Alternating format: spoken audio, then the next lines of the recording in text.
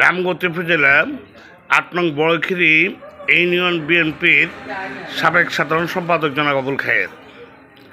জনাব, জনশ্রুতি রয়েছে যে আপনি ছাত্র জীবন থেকে বাংলাদেশ জাতীয়তাবাদী দল বিএনপির দায়িত্ব পালন করে আসছেন, বিভিন্ন অঙ্গ সংগঠন বা মূল বিএনপি।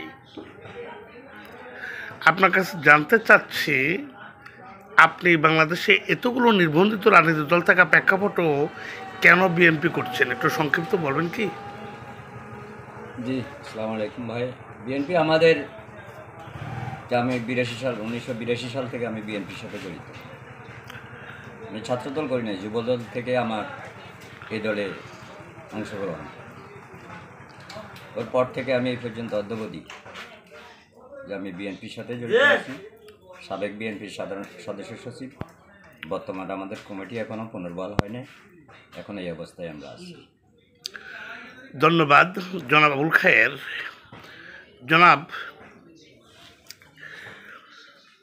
একটি হৃদয় বিদারক প্রশ্ন। গত 5ই আগস্ট 2024 বাংলাদেশের ইতিহাসে বাংলাদেশের প্রধানমন্ত্রী শেখ হাসিনা তার সংসদ সদস্যদেরকে নিয়ে সে উধাও হয়ে গেছেন বৈষম্যবিরোধী ছাত্র জনতার জনরোষের মুখে। এ বিষয়ে আপনার অনুভূতি কী, এবং আপনি এবং আপনার দল এই অঞ্চলে কতটুকু নির্যাতিত নিপীড়িত হয়েছেন একটু বলবেন জাতির উদ্দেশ্যে? জি, আলহামদুলিল্লাহ। আমি যে 5ই আগস্ট ছাত্র জনতার অভ্যুত্থানে এবং আমাদের বিএনপি সহ সকল দলের আন্দোলনের সংগ্রামে ফ্যাসিস্ট হাসিনা তার দলবল সহ এদেশ থেকে পলায়ন করেছেন, তাকে বিতাড়িত করেছে, যে আমরা অনেক লাঞ্ছিত বঞ্চিত হয়েছি। 5ই আগস্টের আগে এমনকি আমি আমার বাড়িতেও থাকতে পারিনি। আমাদেরকে বহুত লাঞ্ছনা হচ্ছে আমরা ভোগ করেছি। 28শে আগস্ট 28-এর আন্দোলনের পরে আমাদেরকে বাড়িতে থাকার ব্যবস্থাও আমাদের ছিল না। আওয়ামী ফ্যাসিস্টের বিরুদ্ধে অংশগ্রহণ করেছি বিদায় আমি জুলুম নির্যাতনের শিকার হয়েছি অদ্যাবধি। তখন যে আমাদের যে প্রেক্ষাপট ছিল, যে আমি আমার বাড়িতেও থাকতে পারিনি। আমি যে বাংলাদেশের যেই অভ্যুত্থান হয়েছে, ছাত্র জনতার অভ্যুত্থান হয়েছে, ছাত্ররা যেই অভ্যুত্থান করেছে, আমরা এর সাথে সক্রিয় ছিলাম। এমনকি আমার এলাকাতে ছাত্র আন্দোলনের সাথে আমি জড়িত ছিলাম। আমাদের প্রত্যেকটা প্রোগ্রামে সক্রিয় আমি অংশগ্রহণ করেছি এবং আমার কোথাও কোনো ঘাটতি ছিল না। দলীয় যত প্রোগ্রাম, আমাদের ছাত্রদল, যুবদল, স্বেচ্ছাসেবক দল, ওলামা দল, প্রত্যেকটি দলের সাথে আমরা সম্পৃক্ত হয়ে আন্দোলন সংগ্রামে অংশগ্রহণ করে 5ই আগস্ট পর্যন্ত সক্রিয় আন্দোলনে নেতৃত্বের স্থানে আমরা সক্রিয় ছিলাম বিদায় আজকে আমাদের বাংলাদেশের গণতন্ত্রের পুনরুদ্ধারের জন্য যে আন্দোলন করেছি, সে আন্দোলনে এখন একটা প্রক্রিয়াধীন চলছে, একটা নির্বাচনে হওয়া আসছে। আমরা অদ্যাবধি যে সামনে 2026-এর ফেব্রুয়ারিতে প্রস্তাবিত নির্বাচনের জন্য আমরা মুখিয়ে আছি এই পর্যন্ত। ধন্যবাদ জনাব। এবার তো টেকনাফ থেকে তেঁতুলিয়া সবাই বলে জিয়া জিয়া, সারা বাংলাদেশে একটা রব হাওয়া বচ্ছে জিয়া সরকার ক্ষমতা আসবে। ইনশাল্লাহ আমি আশাবাদী যে আমাদের যেই দলের যে বর্তমান যে অবস্থানে আছি, আমরা ইনশাল্লাহ সরকারে আসবে। আমাদের বাংলাদেশ জাতীয়তাবাদী দল তারেক জিয়ার নেতৃত্বে বর্তমান খুব ভালো পরিবেশেই আছি, নেতৃত্বের স্থানে আছি। এই দলকে সারা বাংলাদেশের জনগণ এককভাবে গ্রহণ করে নিয়েছে। ইনশাল্লাহ সুষ্ঠু নির্বাচনের পরিবেশ যদি হয়ে থাকে, আমরা যদি যে আশা করি এভাবে যদি নির্বাচন হয়, আমরা অন্তত 2/3 ভোটে নির্বাচিত হয়ে সংসদে যে আমরা সরকার গঠন করব বলে আমি আশাবাদী। ধন্যবাদ জনাব। আপনার দল যদি নির্বাচিত হয়, এদেশে তো আওয়ামী লীগের নেতাকর্মী রয়েছে, জামাত ইসলাম রয়েছে, বিভিন্ন রাজনৈতিক দলের নেতৃবৃন্দ রয়েছে। আপনারা কোন দৃশ্যে দেখবেন একটু জানতে পারি? যে আলহামদুলিল্লাহ আমরা যে যুগপৎ আন্দোলনের সাথে জামাত আমাদের 19 দলের শরিক ছিলেন। যুগপৎ আন্দোলনে জামাতকে নিয়ে আমরা আন্দোলন সংগ্রাম করেছি।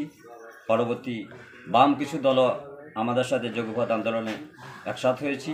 আমরা সেখানে তাদের সাথে আন্দোলন করে এ পর্যন্ত এসেছি। যদি আমাদের দল বিএনপি, বাংলাদেশ জাতীয়তাবাদী দল, তারেক জিয়ার নেতৃত্বে যদি ক্ষমতায় আসে, আমরা এদেশের আপামর জনগণ, আওয়ামী লীগ, বিএনপি, জাতীয় পার্টি, জাসদ, যারা এই দেশ যেভাবে শাসন করেছে, আমরা গণতান্ত্রিকভাবে এদেশের সাধারণ মানুষের অন্তত ভোটাধিকার যেন হরণ না করা হয়, তারা যেন সুন্দরভাবে নিজেরা পরিবেশ পরিস্থিতির উপরে যায় ভোট দিতে পারে, আমরা ওই ধরনের চিন্তাভাবনা করব। তাদের সাথে আমরা সুন্দর আচরণ করব। ফ্যাসিস্ট আওয়ামী লীগের মতো ওই ধরনের কিছু অগণতান্ত্রিক পরিবেশ আমরা কখনো সৃষ্টি করব না। ধন্যবাদ জনাব খায়ের। 1971 সালে বাংলাদেশ স্বাধীন হয়েছে সশস্ত্র মুক্তি বিপ্লবের মাধ্যমে। সেই থেকে এ পর্যন্ত আমরা অনেক সরকার এসেছে, অনেক সরকার প্রধান দেখেছি, সকলে উন্নয়নের কথা বলেছে। আপনারা ক্ষমতা আসলেও বাংলাদেশে উন্নয়ন করবেন এটুকু বলতেছেন। আদৌ আপনাদের উন্নয়ন প্রক্রিয়াটা কেমন হবে? আপনারা কি তাদের মতো আমাদেরকে বুলেট উপহার দেবেন নাকি অন্য কিছু, তা জানতে চাই। যে আমরা ইনশাল্লাহ যদি আমরা ক্ষমতায় আসি, 71-এ বাংলাদেশ স্বাধীন হয়েছে, মুক্তিযুদ্ধ সচক্ষে দেখেছি। মুক্তিযুদ্ধ হতে পারি নাই, মুক্তিযুদ্ধের পিছনে ছিলাম। আমি মুক্তিযুদ্ধের অনেক স্মৃতি আমি বিজড়িত, আমি জানি। যেহেতু মুক্তিযুদ্ধের পর হইতে বাংলাদেশ স্বাধীন হয়েছে, 73-ও এদেশের মানুষ ভোট দিতে পারে না। সেই ভোটও আমি দেখেছি। তখনও আমি ভোটার হই নাই, ভোটের বয়সও আমার হয় নাই। আমি দেখেছি কীভাবে আওয়ামী লীগ ফ্যাসিস্ট জনগণের গণতান্ত্রিক অধিকার হরণ করেছে, সেটাও আমি দেখেছি। পরবর্তী যেই শেখ মুজিবের দুঃশাসন, সেটাও দেখেছি। 75-এর 15ই আগস্ট, সেটাও আমি দেখেছি। যেহেতু আমাদের যেটুক মনে পড়ে, এই পর্যন্ত যত সরকার আছে, বিএনপি, বাংলাদেশ জাতীয়তাবাদী দল, তারাও ক্ষমতাতে এসেছিল।